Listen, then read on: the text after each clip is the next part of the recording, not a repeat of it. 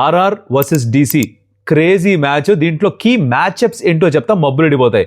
Mitchell Starc is coming back for DC. అటుపక్క వైభవ్ సూర్యవంశి, యశస్వి జైస్వాల్.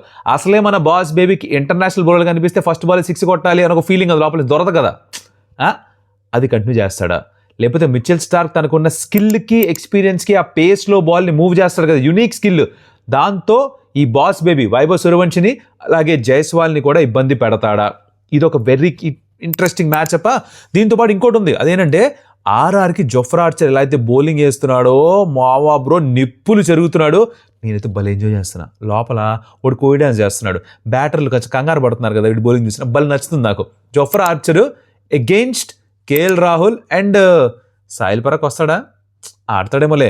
సమీర్ రిజ్వీ కూడా ఉన్నాడుగా.